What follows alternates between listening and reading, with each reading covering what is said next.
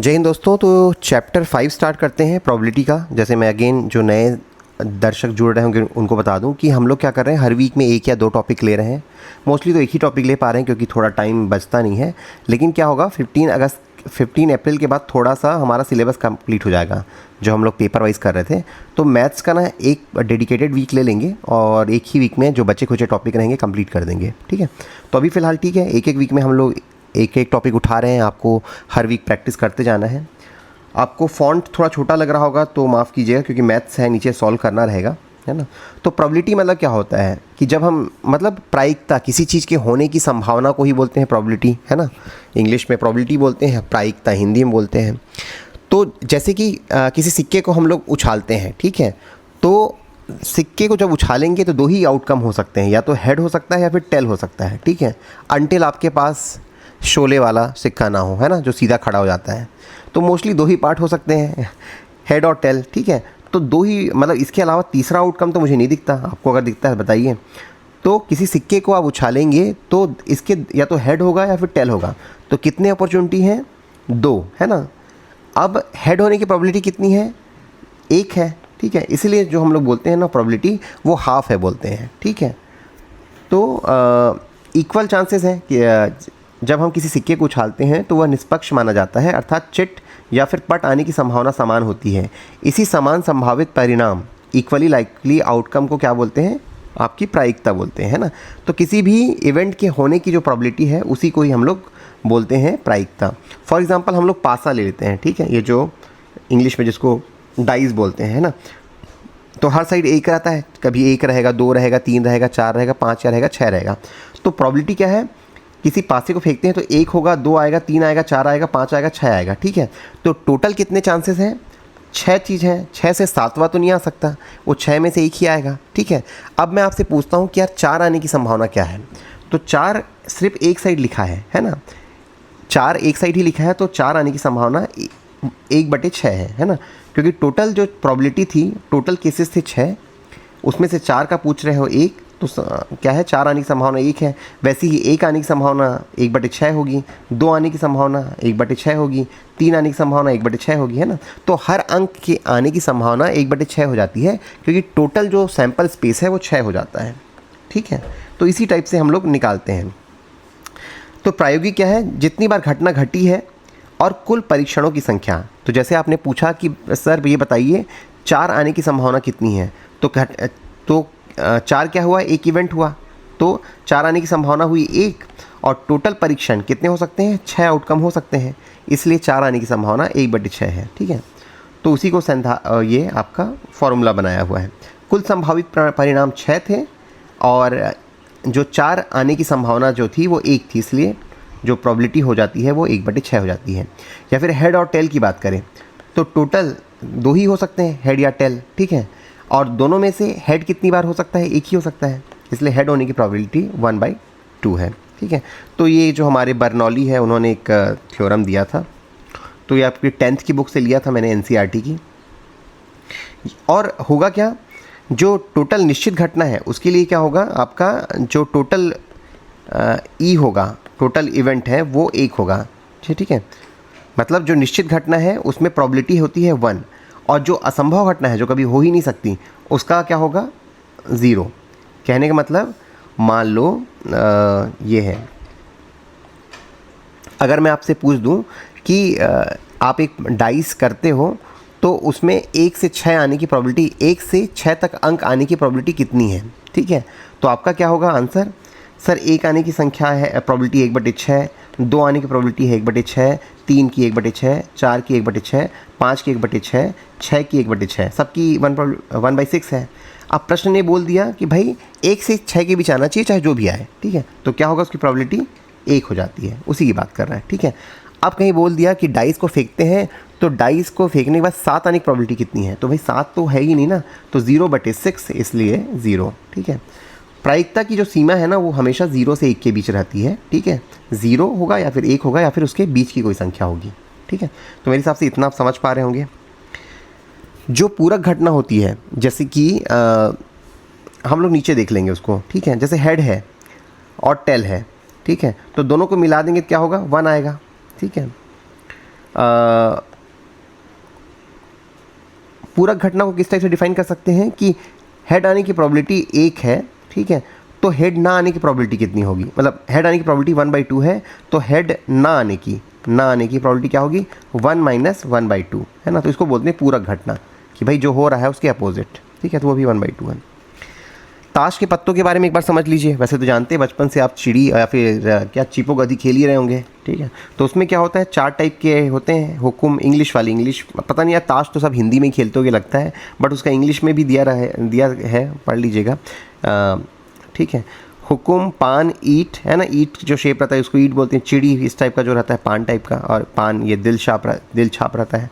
तो ये 4 टाइप के कार्ड रहते हैं, ठीक है। 2 ब्लैक होते हैं, चिड़ी और ये हुकुम, और पान और ईट जो है वो रेड होते हैं, ठीक है।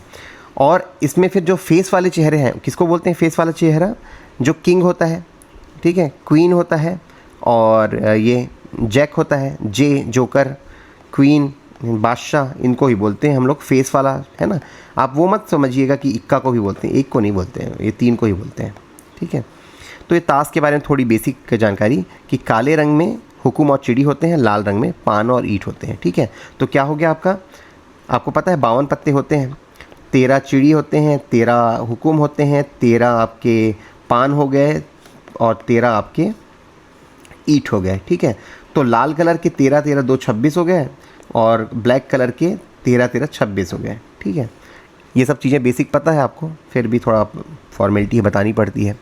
चलिए प्रश्नों से शुरू करते हैं कि मान लो एक प्रश्न आया है, मैं आपको इसमें ना प्रीवियस ईयर जो क्वेश्चन आया वो भी करूँगा, किसी एस्पिरेंट का डिमांड था कि सर PYQ भी कर दीजिए करके, तो मैं कुछ बेसिक क्वेश्चन कराता हूँ, फिर सीधा मैं PYQ पे जंप कर जाऊँगा, और कुछ प्रैक्टिस क्वेश्चन हैं जो आपको करने होंगे, ठीक है।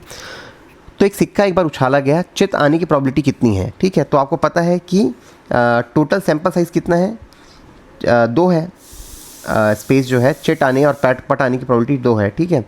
तो मतलब कुल संभावित परिणाम क्या होंगे, या तो हेड आएगा या फिर टेल आएगा, तो कुल संभावित परिणाम हो गया 2, तो हेड आने की प्रोबेबिलिटी कितनी होगी आपका 1/2, है ना। क्यों, क्योंकि इसको आप निकालते हो ना एस्टीमेट, तो probability of head divide by total sample size, है ना, या फिर इसको क्या बोलना चाहिए, टोटल वो S बोल दो, तो S है आपका 2 और हेड आने की प्रोबेबिलिटी है 1, ठीक है, तो 1/2।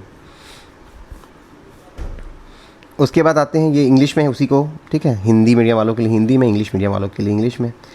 अब एक प्रश्न आया है, एक थैले में एक लाल कलर की, एक नीली और एक पीली गेंद है, ठीक है। कृतिका बिना देखे एक गेंद निकालती है, तो पीली लाल और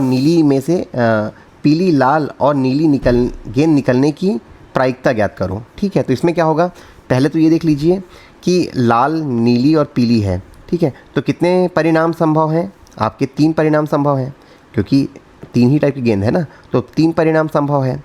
अब इसमें बोल रहा है बिना देखे वो गेंद निकालती है, ठीक है। तो पीली, लाल और नीली निकलने के कितने चांसेस हैं, तो पीली निकलने की चांसेस कितनी है, येलो का, टोटल 3 गेंद है और एक येलो का है, तो प्रोबेबिलिटी येलो का 1/3 हो गया।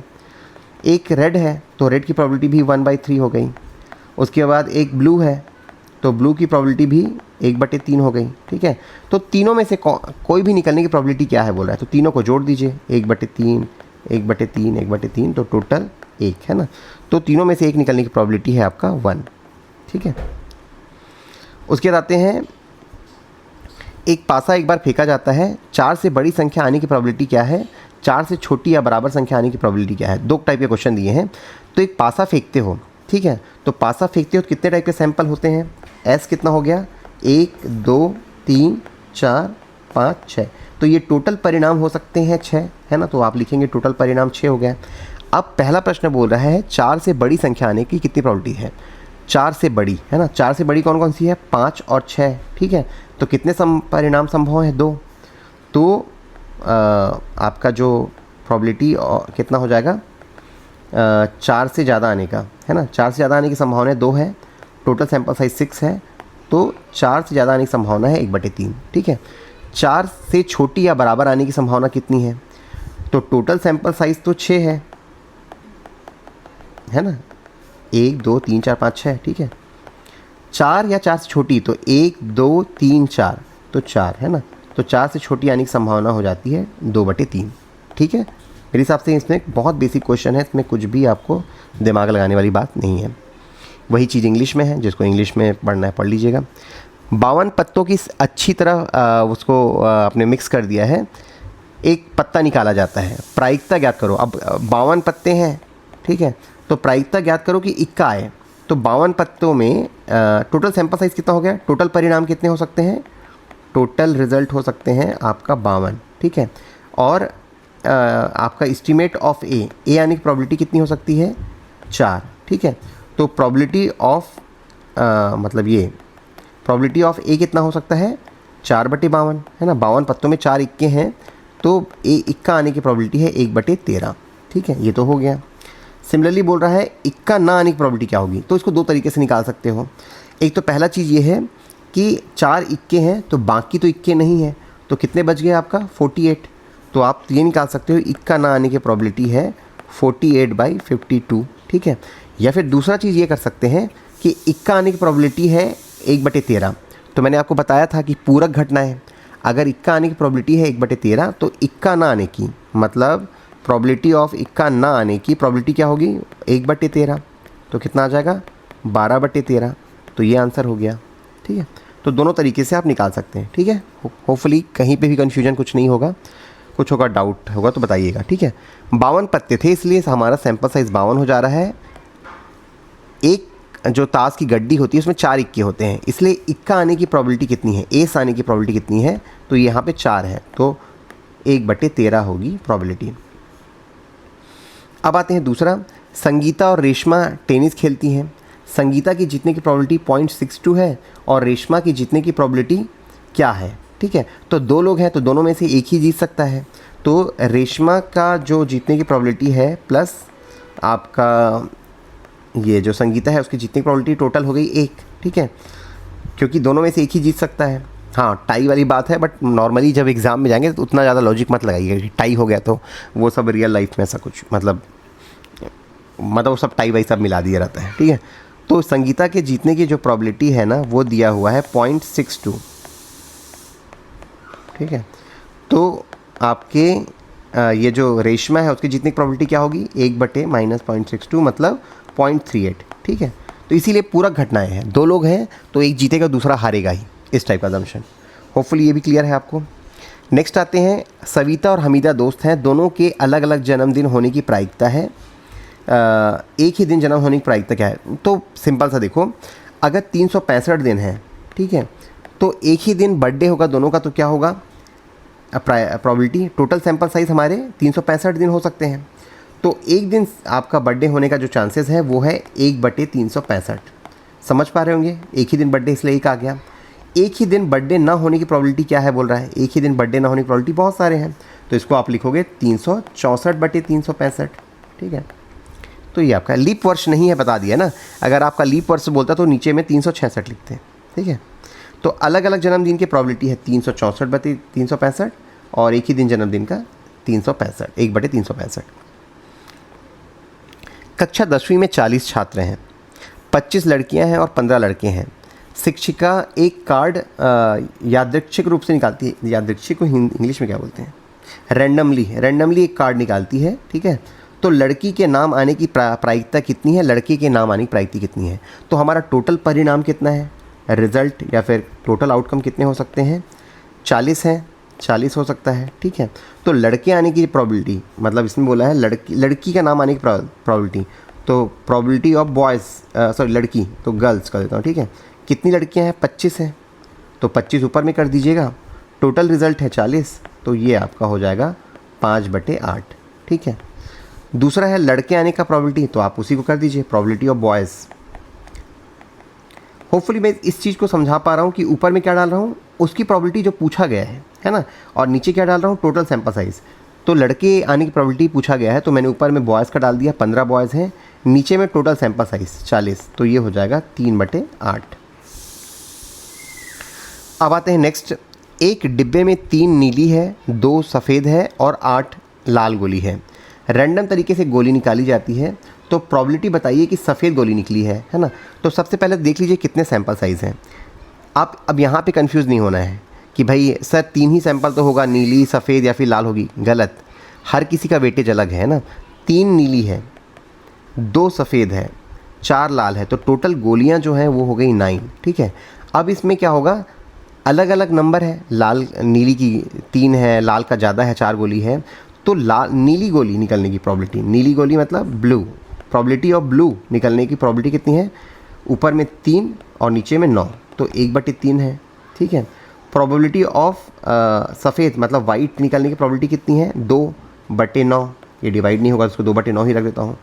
प्रोबेबिलिटी ऑफ किसका, प्रोबेबिलिटी ऑफ रेड निकलने की प्रोबेबिलिटी कितनी है, 4/9, ठीक है। तो इस टाइप से तीनों की प्रोबेबिलिटी हो गई। अब क्या बोल रहा है, सफ़ेद निकलने की प्रोबेबिलिटी कितनी है, तो मैंने निकाल लिया 2/9, ठीक है। और नीली का आपका 1/3, लाल का इतना, ठीक है। और ये क्या बोल रहा है, इन तीनों में से कोई भी निकले उसकी प्रोबेबिलिटी कितनी होगी, फिर तीनों को जोड़ दोगे तो 1 आ जाएगा, ठीक है। बाकी इसमें पूछा नहीं गया है, इसके आंसर की ज़रूरत नहीं है, इसने बस ये पूछा है कि सफ़ेद आने की, नीली आने की, लाल आने की प्रोबेबिलिटी कितनी है, तो आपको आंसर यही सब बताना है, 1 2 3, ठीक है। अगर बोला कि इनमें से कोई भी आने की प्रोबेबिलिटी कितनी है तो वो एक ही होगा, क्योंकि 3 टाइप की थी गोलियाँ हैं। नेक्स्ट आते हैं, हरप्रीत 2 अलग अलग सिक्कों को एक साथ उछालती है, कम से कम एक चिट आने की प्रोबेबिलिटी कितनी है, ठीक है। तो 2 सिक्कों को उछाल रहे हैं, 2 अलग अलग सिक्कों को उछाल रहे हैं, तो कम से कम एक चिट आने का, तो मान लो 2 सिक्के हैं, तो कितने सैंपल साइज़ होंगे उसको लिख लीजिए। तो रिज़ल्ट क्या क्या हो सकता है, या तो दोनों हेड आ गया, ठीक है, या तो एक हेड आया दूसरा टेल आ गया, या फिर पहला टेल आ गया दूसरा हेड आ गया, या फिर दोनों टेल आ गए। इसके आगे कुछ बनता है क्या, नहीं बनता है ना। 2 सिक्के हैं तो इतने ही परिणाम बनेंगे आपके, 4 परिणाम, ठीक है। तो कम से कम एक चिट आने का, तो देख लो किसमें एक चिट है, इसमें एक चिट है, इसमें एक चिट है, इसमें एक चिट है, तो टोटल अगर 4 परिणाम होते हैं तो 3 चांसेस ऐसे हैं जिसमें कम से कम एक चिट होगा, ठीक है। तो ये आंसर हो गया। अगर इसी प्रश्न को और थोड़ा सा फैला के बोला जाए, पूछ देता कि क्या प्रोबेबिलिटी है कि दोनों हेड आए, तो आप देखो टोटल 4 सैंपल हैं, उसमें हेड आने की प्रोबेबिलिटी सिर्फ 1 है, इसलिए 1/4, ठीक है। तो इस टाइप से आपको निकालना होता है। तो पूछा उसने बस वही था कि कम से कम एक चिट, ठीक है। संगीत कुर्सी खेल में, मतलब वो जो क्या बोलते हैं उसको, म्यूज़िकल चेयर है ना, म्यूज़िकल चेयर वाला गेम खेले हो, तो वही वाला पूछ रहा है कि इस खेल में संगीत के 2 मिनट के भीतर में किसी भी समय रोका जा सकता है, पहले आधे मिनट में रुकने की प्रोबेबिलिटी क्या है। तो टोटल कितना है हमारा टाइम, 2 मिनट है, ठीक है। तो आधे मिनट में रुकने की प्रोबेबिलिटी कितनी है, इसको आधा कर लीजिए, तो टोटल कितना आ जाएगा, 1/4, ठीक है। तो ये तो ज़्यादा कुछ बड़ा इशू नहीं था, ठीक है। कितना आधे मिनट में बोला है, इसको एक्चुअली 0.5 भी लिख देते, आधे मिनट, और नीचे 2 मिनट है तो भी वही आ रहा है 1/4, ठीक। कोई भी चीज़ समझ में नहीं आएगा पूछेगा। आप देखो इसमें क्या प्रश्न आया है कि एक आयताकार क्षेत्र में हेलीकॉप्टर दुर्घटनाग्रस्त हुआ, झील में गिरने की प्रायिकता क्या है। तो इसमें क्या है ना, एक्चुअली ये 10वीं की बुक में एक डायग्राम दिया हुआ है इस टाइप का, मुझे एक्चुअली इसके डायग्राम को पूरा ही डाल देना चाहिए था, बट एनीवेज ठीक है, इस टाइप का दिया हुआ है, और इस पार्ट में झील है, ठीक है। तो ये जो झील है इसमें गिरने की प्रोबेबिलिटी कितना बोल रहा है, तो कैसे निकालेंगे हम लोग, पहले इस पूरे एरिया का क्षेत्रफल निकाल लेते हैं, ये जो जिसमें झील नहीं है, सॉरी पूरा एरिया का निकाल लेते हैं, जिसमें झील है भी नहीं भी है, टोटल एरिया का, ठीक है। तो टोटल एरिया का क्षेत्रफल मान लो ए है, और जो लेक है उसमें गिरने की प्रोबेबिलिटी है, तो ऊपर में लेक की जो एरिया उसको लिख दिए, ठीक है। तो वही चीज़ किया है कि कुल क्षेत्रफल इसमें क्या दिया गया है बता देता हूँ आपको, कुछ इस टाइप का दिया है ना। तो इसका जो लंबाई है 9 किलोमीटर और जो चौड़ाई है 4.5 किलोमीटर दिया है, ठीक है। तो टोटल एरिया कितना हो जा रहा है 40.5। झील का क्षेत्रफल क्या कर दिया है, ऐसे इतना में झील बना है, मान लो इतने में झील बना है, ठीक है। तो झील 2.5 और ये 3 ऐसा, तो इस झील का क्षेत्रफल कितना हो गया 7.5, ठीक है। तो झील में गिरने की प्रोबेबिलिटी क्या होगी, झील का क्षेत्रफल डिवाइड बाई टोटल एरिया का क्षेत्रफल, है ना। तो ये आ रहा है 5/27। होपफुली उतना कुछ इशू नहीं है इसमें, पूरा जो ऐसे एरिया है इतने में झील है, तो कोई हेलीकॉप्टर का एक्सीडेंट हो गया है, ठीक है। तो झील में गिरने की संभावना कितनी है, तो पहले पूरे क्षेत्रफल का निकाल लीजिएगा और उसमें झील का क्षेत्रफल कितना है वो देख लीजिएगा। एक डिब्बे में 100 क्या है शर्टें हैं, शर्ट यार कपड़े हैं, 88 अच्छी हैं, 8 मामूली दोष है और 4 में बड़े दोष है, मतलब मान लो फटा ही है ना, इसमें क्या थोड़ा सिलाई खुल गई है और ये अच्छी हैं। तो जिमी केवल एक अच्छी शर्ट लेगा, सुजाता केवल बड़े दोष वाले शर्ट अस्वीकार करेगी, ठीक है। तो कितने ऑप्शन हो जाते हैं, जिमी को स्वीकार करने के चांसेस कितने हैं? वो अच्छी शर्ट लेगा तो 88 है ना, तो 88% चांस है कि उसको अच्छा शर्ट मिल जाए। सुजाता केवल एक बड़े दोष वाली, तो सुजाता के चांसेस, सुजाता केवल एक बड़े दोष वाले शर्ट को अस्वीकार करेगी, मतलब सुजाता को ये भी चलेगा, ये भी चलेगा, ये नहीं चलेगा, ठीक है। तो सुजाता के पास क्या होगा? 88 + 8/100 मतलब 96/100, है ना। तो सुजाता के पास ऑप्शन इतना है 0.96 और आपके जिमी के पास है सिर्फ 0.8, है ना। आई थिंक नॉर्मल चल रहा है क्वेश्चन, उतना कोई टफ तो नहीं आ रहा है। एक नीला और एक भूरा पासा एक साथ फेंके जाते हैं, मतलब 2 पासे फेंके जा रहे हैं, कुल संभावित परिणाम कितने हैं? 36 हो गया। भाई 2 पासे हैं, ठीक है, 2 पासा हो गया, पासा 1 पासा 2, इसमें भी 6 परिणाम हो सकते हैं, इसमें भी 6 परिणाम हैं, तो दोनों परिणाम को मिला देंगे कितना होगा? 6 × 6 36 परिणाम। कैसे होगा जस्ट मैं बता देता हूँ, ये यहाँ पे ना बॉक्स बना हुआ था बट पूरा नहीं आया इमेज। तो कैसे हो सकता है 36 परिणाम? मान लो पहले पासे में आ गया 1, दूसरे में आ गया, पहले पासे में आया 1, दूसरे में भी आया 1, पहले पासे में 1, दूसरे में 2, पहले में 1, दूसरे में 3, पहले में 1, 4, 1, 5, 1, 6, ठीक है। ऐसे ही हो गया, दूसरे में 2 आया 2, ऐसा करते करते हमारे 36 परिणाम हो गए। आई थिंक ये थोड़ा अंडरस्टूड है मेंस के लिए, मतलब जो मेंस वाले हैं उनके लिए। अब दोनों पासों के अंकों का योग 8 हो वो देखना है, या फिर 13 हो, ठीक है, या फिर आपके 12 से कम होने की संभावना कितनी है, ठीक है। तो ये 3 क्वेश्चन दिए हुए हैं, तो अनुभव के साथ मैं बना देता हूँ उसको। पहले तो दोनों अंकों का योग 8 हो, तो 8 कैसे हो सकता है? मान लो अगर इसमें 1 करता हूँ तो इसमें तो मैक्सिमम 6 कर पाऊँगा, ये 8 नहीं होगा, ठीक है। तो पहले पासे में मान लो 2 आता है, दूसरे पासे में आता है 6, तो 8 हो गया। दूसरा क्या हो सकता है? पहले पासे में आ गया 3, दूसरे पासे में आ गया 5, तो भी 8 हो गया। पहले पासे में आ गया 4, दूसरे पासे में भी आ गया 4, तो भी 8 हो गया। पहले पासे में आ गया 5, दूसरे में आ गया 3, तो भी 8 हो गया। पहले में आ गया 6, दूसरे में आ गया 2, तो भी 8 हो गया, ठीक है। तो इस टाइप से आपकी कितनी संभावनाएं होती हैं? टोटल 5, ठीक है। तो इसीलिए 8 आने की संभावना कितनी होगी? 5/36, क्योंकि टोटल 36 परिणाम हो सकते थे, मैंने बताया आपको कैसे। 13 आने के परिणाम कितने चांसेस हैं? 13 कैसे बन सकता है? अगर पहले में आया, सॉरी 13 आने के तो चांसेस ही नहीं बनते ना। क्यों? क्योंकि मान लो दोनों, एक में 6 आया, दूसरे में 6 से ज़्यादा तो हो नहीं सकता, 7 तो नहीं आ सकता पासे में, तो मैक्सिमम आ रहा है 12, तो 13 आने की संभावना क्या होगी? 0, यह असंभव घटना है, ठीक है। वैसे ही 12 से कम आने के चांसेस कितने हैं? 12 से कम, ठीक है। तो 12 से कम आने के चांसेस क्या हैं भाई? 12 से कम आने के चांसेस 36 के 36 हैं। क्यों? पहले मान लो 1 आ गया, दूसरे में आ गया 1, ये भी 36 से 12 से कम है। पहले में आ गया 1, दूसरे में आया 2, वो भी कम है। इसमें 6 है, मान लो आखिरी में 6, तो सारे के सारे जो है 12 से कम होने के चांसेस जो हैं 36 है। तो इसीलिए 36 आउट ऑफ 36 1, तो 12 से कम आने के चांसेस 1 है ना। मतलब दोनों पासों को फेंकते हो तो दोनों का योग है वो 12 से आने के चांसेस हैं कि हर बार 12 से कम ही आएगा, 13 तो हो नहीं जाएगा। क्यों? क्योंकि मैक्सिमम संख्या 6 होती है। ये वही चीज़ को इंग्लिश में सॉल्व किया हुआ है। अब हम लोग क्या कर लेते हैं यार, जो क्वेश्चन आए उसको कर लेते हैं एग्ज़ाम में। ये कुछ और एग्जाम्पल दिए हुए हैं, सबको करिएगा। सिंपल है, जैसे इसको मैं कर देता हूँ। एक टंकी में 5 नर मछलियाँ हैं और 8 मादा मछलियाँ हैं। एक मछली रैंडम तरीके से निकाली जाती है, नर निकलने कितने चांसेस हैं, है ना। तो 5/13, है ना। अरे जल मछली वाला जो गाना सुने उसको सुन लेना है, क्वेश्चन बन जाएगा। तो यार ये है आपका, ठीक है। सॉरी, इसको बड़ा कर लेते हैं। ये तो आप बना ही लोगे, चलो इसको पढ़ लेते हैं एक तो, है ना। एक पासा एक बार फेंका जाता है, सॉरी ताश वाले को कर लेते हैं। सॉरी, एक पासा एक बार फेंका जाता है, निम्नलिखित प्रायिकता ज्ञात करिए। अभाज्य संख्या मतलब जो डिविजिबल नहीं है, तो कौन कौन से डिविजिबल नहीं होते हैं आपके? 2 है,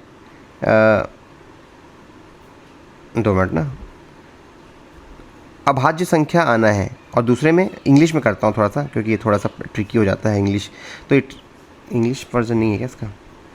एक पासा फेंका जाता है, निम्नलिखित प्रायिकता ज्ञात करिए। अभाज्य संख्या आना, दूसरा 2 और 6 के बीच की संख्या आना, ठीक है। तो पहले अभाज्य संख्या देख लेते हैं। अभाज्य कौन कौन सी हैं?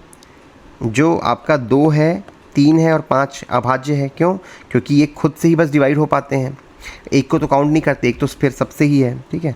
तो अभाज्य संख्या हो गई 2, 3, 5। और 6 डिविजिबल है, 4 डिविजिबल है, उसको काउंट नहीं करेंगे। तो अभाज्य संख्या हो गई आपकी 3 और टोटल सैंपल है 6, तो 1/2 है ना। 2 और 6 के बीच की संख्या, तो 3 एक आता है, 4 आता है, 5 आता है, ठीक है। तो 3/6 फिर से आ गया 1/2। विषम संख्या आना, तो विषम कौन कौन से हैं आपका, फिर से विषम देखोगे तो 1 है, 3 है, 5 ये विषम है, तो तीनों की प्रोबेबिलिटी 1/2 है, ठीक है। ताश के पत्ते वाला कर लेते हैं। 52 पत्तों को अच्छी तरीके से फेंटे गई है, तो निम्नलिखित प्रायिकता ज्ञात करिए। लाल राजा आने की, राजा कितने हैं, राजा है आपके 4, जो किंग की बात कर रहा है ना, के की बात कर रहा है, वो है 4 होते हैं। उसमें भी बोल रहा है कि लाल राजा, तो लाल राजा तो 2 ही हो सकता है, क्यों, एक है आपका ईट और एक होता है हार्ट शेप वाला, ठीक है, तो 2 ही हो सकता है। तो 52 में से 2 ही आने की प्रॉबिलिटी है, इसलिए 1/26 होगा, है ना। सेकंड है फेस कार्ड आने की, तो फेस कार्ड कितने हैं आपके, आपका हुकुम मतलब ये गुलाम, जोकर, क्वीन और किंग, ये 3 होते हैं फेस कार्ड। तो ये 4 हो गया, ये 4 हो गया, 4 हो गया, टोटल 12 कार्ड हैं आउट ऑफ 12 जिसमें चेहरे होते हैं। तो कितना आ गया आपका 3/26, है ना। 4 तिया 12 और ये सॉरी कहाँ गया ये वाला, 3 से 4 से कर दीजिए, 3 तिया 9 और ये 13, ये आ गया। लाल फेस कार्ड आने का, तो लाल फेस कार्ड आना है, तो टोटल फेस कार्ड कितने हैं, 12 हैं, उसमें से 6 आपके लाल फेस होते हैं, तो फिर ये आ गया 6/52। तो ये सब आप बना लोगे, इसमें कोई इशू नहीं है। इशू का बता देना, फिर से एक एक्सटेंडेड वीडियो बना देंगे। बाकी मैं चाहता हूँ आपको जो क्वेश्चन आए हैं वो करा दूँ एग्ज़ाम में जो आए हुए हैं। देखो ये क्वेश्चन आया हुआ था, कब आया है आपका 2018 में। लाल पत्ते 52 पत्तों को एक अच्छी तरह से उसको फेंटा गया है, तो 2 पत्ते रैंडमली निकाले जाते हैं, इसकी क्या प्रायिकता है कि दोनों पत्ते लाल होंगे। छोटा टेक्स्ट में दिख रहा है, बट चूँकि स्पेस बनाना था तो ऐसी ही है। तो क्या कर रहे हैं, 2 पत्ते निकाले जाते हैं, ठीक है। इनकी क्या प्रायिकता है कि दोनों पत्ते लाल हो या बेगम हो। तो पहले तो ये देख लीजिए कि दोनों पत्ते लाल हैं, उसकी प्रोबेबिलिटी कितनी है। दोनों पत्ते पहले तो 2 पत्ते निकाले गए हैं, तो आपका हो गया 52 में से 2/52 है ना, 2 पत्ते निकाले गए हैं। अब बोला गया है कि दोनों पत्ते लाल हों, तो दोनों पत्ते निकालने की प्रोबेबिलिटी कितनी है। दोनों पत्ते लाल होने की प्रोबेबिलिटी है आपका, चूँकि 26 कार्ड लाल होते हैं, तो लाल कार्ड होने की प्रोबेबिलिटी है 26 बाई, मतलब ये ऐसा कर लो, 26 में से 2 कार्ड निकाले जाते हैं वो रेड। आपने कॉम्बिनेशन देखा है ना, ये इस टाइप का हो सकता है, ठीक है, उसी को लिखा गया है यहाँ पे। उसके बाद दोनों बेगम हो, तो बेगम के चांसेस कितने हैं हमारे, आपके बेगम होते हैं टोटल ये 4, ठीक है। तो 4 बेगम में से ये हो गया, ठीक है। तो अब हमें क्या निकालना है, 1 सेकंड रुक जाओ ना, पहले तो फिर से मैं आपको समझाता हूँ। थोड़ा सा हमें ये जो है आपका बेस थ्योरम का है, तो इसको समझाने से पहले मैं आपको बता दूं कि ये क्या होता है। n/2 ये होता है परम्यूटेशन, है ना। आपने ये वाला फॉर्म देखा है, p वाले फॉर्म 3/2 है ना। तो परम्यूटेशन क्या बताता है, कितने आपके अरेंजमेंट बन सकते हैं, अरेंजमेंट बताता है, ठीक है। और ये वैसे लिखता हूँ ना, ये क्या बताता है, आपका कॉम्बिनेशन बताता है। फॉर एग्ज़ाम्पल के लिए 3 संख्या है A B C, ठीक है। अब इसका मुझे परम्यूटेशन लिखना होता है ना, तो कैसे लिखेंगे हम लोग, कितने पेयर, 2 के पेयर में जमाना है। 3 नंबर हैं A B C, उसको 2 के पेयर में जमाना है, तो मैं कितने टाइप से जमा सकता हूँ, AB BA BC CB AC CA, total 6 तरीके से जमा सकता हूँ, है ना। तो इसका फॉर्मूला होता है इसको सॉल्व करने का 3p2 का 3 जो ऊपर में लिखा है उसका फैक्टोरियल और नीचे 3 - 2 का फैक्टोरियल, ठीक है। तो ये कितना हो गया, इस फैक्टोरियल को सॉल्व करने आता है आपको, ऐसा लिखा है, मतलब 3 × 2 × 1, जब तक 1 तक ना पहुंच जाओ ना तब तक लिखते रहो छोटे संख्या में।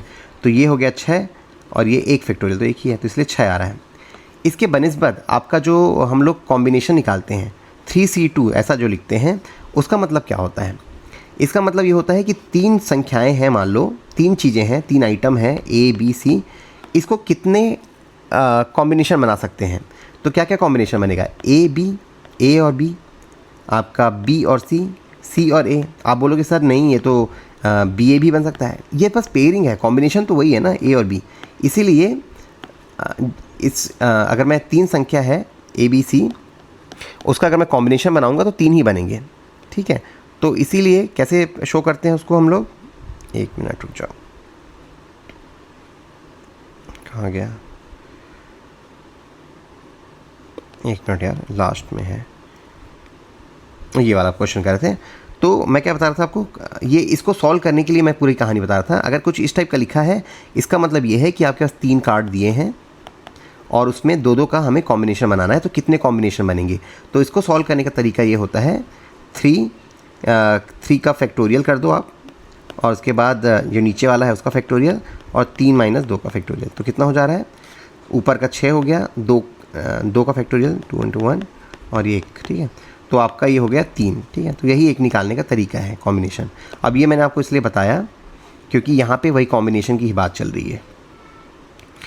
तो 52 पत्ते हैं, उनमें से 2 पत्ते निकाल दिए, तो उसको 2 पत्ते निकालने की प्रोबेबिलिटी क्या हो गई, ये 52 कॉम्बिनेशन ऑफ C है ना, C2, तो 52 × 51 और नीचे वाले को लिखेंगे तो 2 × 1, ठीक है।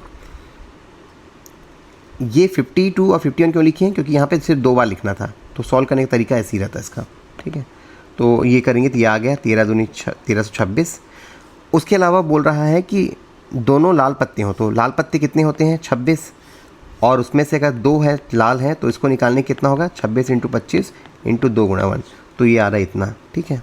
तीसरा है दोनों बेगम हो, तो दोनों बेगम हो उसके चांसेस कितने हैं, बेगम होते हैं 4 और उसके 2 पत्ते हैं, तो 4 × 3 × 2 × 1, ठीक है। तो कितना हो जाएगा, 2 आपका 6, ठीक है।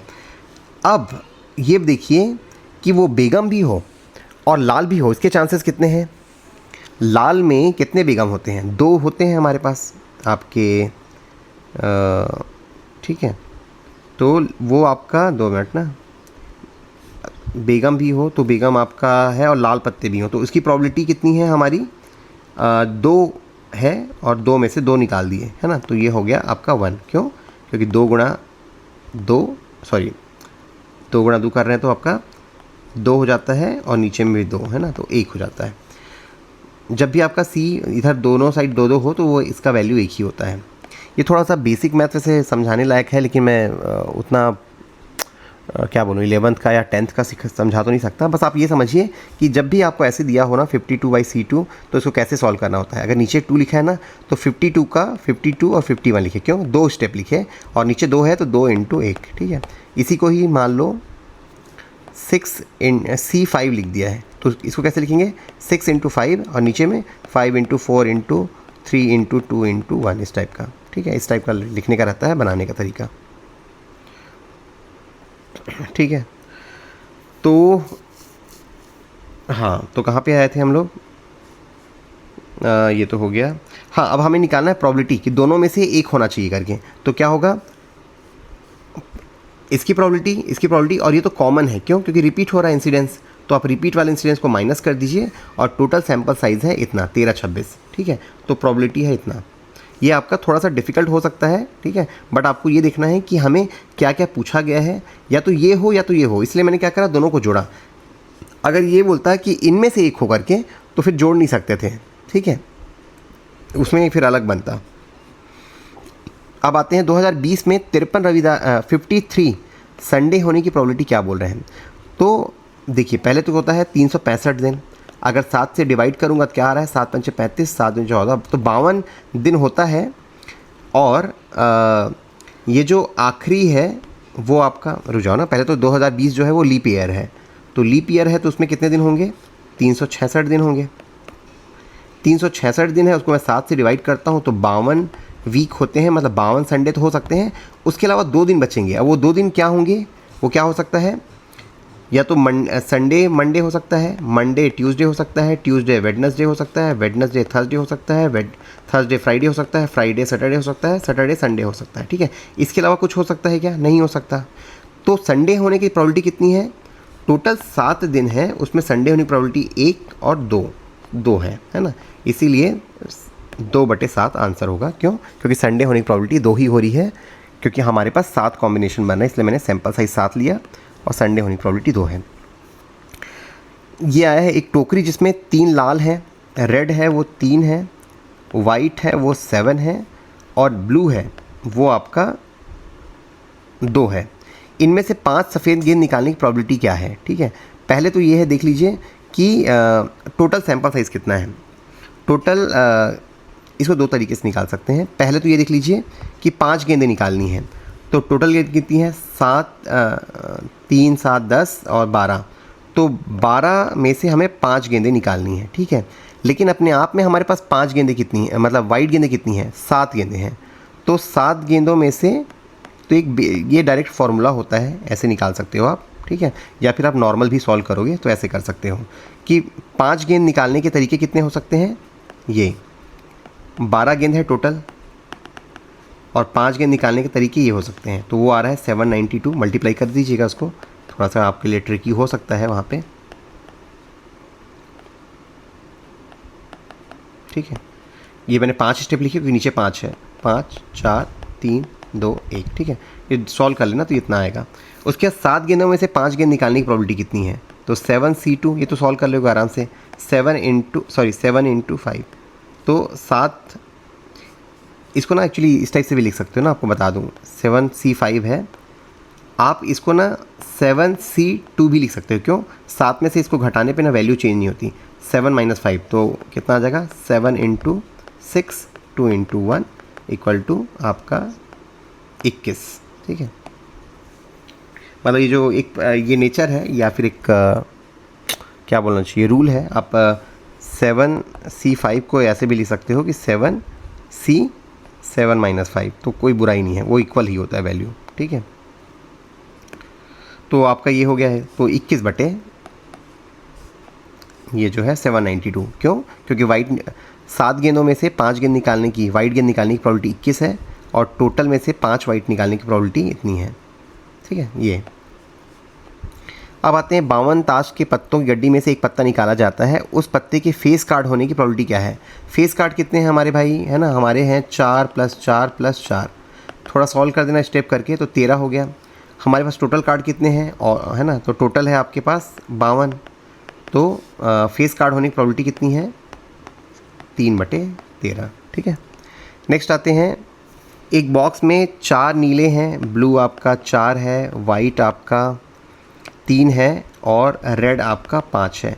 यदि बॉक्स से एक टुकड़ा मतलब वो निकाला जाता है, रैंडमली निकाला जाता है, तो उस टुकड़े के लाल होने की प्रोबेबिलिटी कितनी है। एक तो सबसे पहले ये कितने हैं हमारे पास, 4 3 7 और 12, तो 12 में से एक सैंपल निकालने की प्रोबेबिलिटी कितनी हो जाती है, 1/12, ठीक है।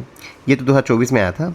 अब उसमें से भी आपका क्या बोल रहा है, लाल होने की प्रोबेबिलिटी कितनी है, तो लाल होने की प्रोबेबिलिटी कितनी है, 1/5, ठीक है। तो इसको सॉल्व करोगे तो कितना आ जाएगा, आपका आ जाएगा 1/5 इंटू 2 मिनट ना, कुछ गड़बड़ कर दी हम लोग,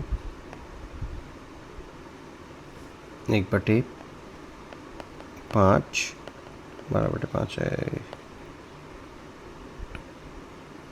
अरे यार सॉरी, 2 मिनट ना, ये बहुत सिंपल तरीके से बनाना है। लाल जो हो सकता है उसकी प्रोबेबिलिटी कितनी हो जा रही है अपनी, टोटल सैंपल है हमारे 12, ठीक है, तो 12 सैंपल साइज़ हो गया, लाल निकलने की प्रोबेबिलिटी होती है 5, तो बहुत सिंपल सा बनना था, ज़बरदस्ती हम लोग कॉम्प्लिकेट कर रहे थे, ठीक है। तो 12 में से कोई भी एक निकाल रहे हैं तो उसकी प्रोबेबिलिटी होती आपका ये 5/12, क्योंकि लाल जो है वो 5 है। वहीं अगर नीले की बोलते तो 4/12 हो जाता, ठीक है। तो इसमें ज़्यादा कन्फ्यूजन का नहीं था, सिंपल था। A 60% मामलों में सच बोलता है, B 70% मामलों में सच बोलता है, सत्य बताते समय कितने प्रतिशत मामलों में एक दूसरे का खंडन करेंगे, ठीक है। तो कहने का मतलब ये है कि एक अगर सच बोल रहा है तो दूसरा झूठ कब बोलेगा, दूसरा झूठ बोल रहा है तो पहला कब सच बोलेगा, दोनों सच नहीं बोलने चाहिए, उसकी प्रोबेबिलिटी क्या है बोल रहा है, ठीक है। तो देखिए P के सच बोलने की प्रोबेबिलिटी कितनी है, 0.6%, मतलब 60% है तो 0.6 हो गया, और P के झूठ बोलने की प्रोबेबिलिटी कितनी है, 0.4। B की आपका सच बोलने की प्रोबेबिलिटी हो गई 0.75 और B का झूठ बोलने की प्रोबेबिलिटी कितना हो गया 0.25, ठीक है। अब ये बोल रहा है कि एक दूसरे का खंडन करेंगे, मतलब जब ये सच बोल रहा है तब ये झूठ बोले, ये सच बोल रहा है तो ये झूठ बोले, ठीक है। तो बस मल्टीप्लाई कर दीजिए इन दोनों को और जोड़ दीजिए, 0.6 इंटू 0.25 प्लस 0.75 इंटू 0.64, ठीक है। तो ये आपका आंसर आ जाएगा 0.45। ऐसे मामलों में दूसरे खंडन करेंगे, ठीक है। अगर वो यही प्रश्न पूछता कि कितने मामलों में दोनों ही सत्य बोलते हैं, तो इन दोनों को मल्टीप्लाई कर देते हैं। कितने मामलों में झूठ बोलेंगे, दोनों को मल्टीप्लाई कर देते हैं। यहाँ पे खंडन बोल रहा है तो एक सच बोल रहा है तो दूसरा झूठ बोल रहा है, उसको मल्टीप्लाई करेंगे। दूसरा झूठ बोल रहा है, पहला सच बोल रहा है। ये आया था आपका इस साल। लास्ट क्वेश्चन है, 2 छात्रों के पास होने की प्रोबेबिलिटी कितना दिया है 0.5 और दूसरे के पास होने की प्रोबेबिलिटी दिया है 0.10, ठीक है। और एक साथ दोनों के पास होने की प्रोबेबिलिटी है 0.02, मतलब बहुत कम चांसेस है कि दोनों ही पास हो जाए, ठीक है। अब बोला है कि ए और बी दोनों परीक्षा में उत्तीर्ण नहीं करते, इसकी प्रोबेबिलिटी क्या है। तो ये तो बहुत सिंपल सा है। कैसे, पहले आप देख लो कि कितने कॉम्बिनेशन बनते हैं, ठीक है। तो क्या कॉम्बिनेशन बनेंगे, पहले आपका 0.05 प्लस 0.10 ये हो गया इसके पास होने की प्रोबेबिलिटी, ये हो गया इसके पास होने की प्रोबेबिलिटी, ठीक है। अब इसमें मैं कर देता हूँ 0.02 को माइनस, क्योंकि ये कॉमन है, ये दोनों के पास होने की प्रोबेबिलिटी है, तो इसको माइनस कर दीजिए और कितना आ जा रहा है आपका, ये आएगा 0.13, ठीक है। तो ये तो हो गया किसी मतलब सिर्फ पास होने की प्रोबेबिलिटी ए और बी की। मैंने 0.02 को इसलिए माइनस किया, कुछ इस टाइप का देखो, यह है ए के पास होने की प्रोबेबिलिटी, यह है बी के पास होने की प्रोबेबिलिटी, ठीक है। अब ये कॉमन है, ठीक है। तो जब मैं जोड़ूंगा तो किस पार्ट को जोड़ूंगा, आपके सिर्फ इस पार्ट को जोड़ना पड़ेगा ना, ये तो ऑलरेडी कॉमन जुड़ा हुआ है। इसको भी मैंने जोड़ दिया, इसको भी जोड़ दिया, तो ये वाले पार्ट को हटाना पड़ेगा क्योंकि ये डबल जुड़ रहा है, इसीलिए इस पॉइंट को माइनस करना पड़ता है, ठीक है। तो कितना हो गया, पॉइंट दोनों के पास होने की प्रोबेबिलिटी हो गई आपकी 0.13। अब दोनों ही पास ना हो उसकी प्रोबेबिलिटी क्या होगी, 1 से घटा दीजिए, तो ये आ गया 0.87, ठीक है। सिमिलरली दोनों में से कम एक परीक्षा उत्तीर्ण नहीं करता, तो इसमें क्या होगा, ये तो आप देख ही लिए कि दोनों के पास करने की प्रोबेबिलिटी है आपका 0.02, तो दोनों में से कम एक फेल हो उसकी प्रोबेबिलिटी क्या होगी, ये कर दीजिए। तो 0.98 केस में दोनों में से एक फेल हो रहा है, या तो दोनों ही फेल हो जा रहे हैं, ठीक है। तो दोनों के पास होने की प्रोबेबिलिटी को अगर मैं 1 से माइनस कर दूंगा तो वो कंडीशन आ जाएगा जिसमें हमें दोनों में से एक फेल हो रहा है कम से कम, या फिर दोनों ही फेल हो रहे हैं, उनमें से केवल एक परीक्षा पास करे। तो इस वाले केस के लिए क्या चांसेस हैं, इसके लिए और आप 2 तरीके सॉल्व कर सकते हो। मैं कठिन तरीका बताता हूँ और सिंपल तरीका बताता हूँ। दोनों में से केवल एक पास हो तो क्या करना पड़ेगा, या तो एक पास हो और दूसरा जो है बी फेल हो, या फिर ए फेल हो गुणा आपका बी पास हो, ठीक है। तो इस टाइप से निकाल सकते हो, थोड़ा कॉम्प्लिकेटेड तरीका है। तो कैसे होता, पी ए की वैल्यू कितनी है 0.05, बी के फेल होने की प्रोबेबिलिटी, तो ये बी के पास होने की प्रोबेबिलिटी है, तो बी के फेल होने की प्रोबेबिलिटी हो जाएगी 0.9, 1 से माइनस कर दूंगा, ठीक है। ए के फेल होने की प्रोबेबिलिटी कितनी हो जाएगी 0.95, 1 से मैंने ये जो पास होने की प्रोबेबिलिटी को माइनस कर दिया तो 0.95 आया। बी के पास होने की प्रोबेबिलिटी कितनी है 0.1, ठीक है। तो इसको करोगे तो भी आपका ये वैल्यू आएगा। या फिर इसके अपोजिट ये है, इसके अपोजिट ये कर सकते हो कि दोनों के पास होने की प्रोबेबिलिटी है आपका 0.13 जो यहाँ पे हमने निकाला था, ठीक है। उसमें से दोनों के ही पास होने की प्रोबेबिलिटी को माइनस कर दें। इसमें क्या हो रहा है, दोनों के पास होने की प्रोबेबिलिटी है, ठीक है। अब इसमें मतलब दोनों में से या तो एक पास हो रहा है या फिर दोनों पास हो रहे हैं, वो सब है। अब इसमें मैं इसको हटा देता हूँ तो भी आ जा रहा है, ठीक है। तो आप दोनों में से कोई भी एक मेथड अपना सकते हो, ठीक है। ये अगर आपको कॉम्प्लिकेट लगता है तो पहला जो मैंने मेथड अपनाया था वो कर लीजिएगा कि एक को पास करा दीजिएगा, दूसरे को फेल, और दूसरे को फेल और पहले वाले को पास, है ना। तो एक कॉम्बिनेशन बनता है जिससे आपका आंसर आता है 0.11। तो फिर और कुछ डाउट होगा इसमें बताइएगा।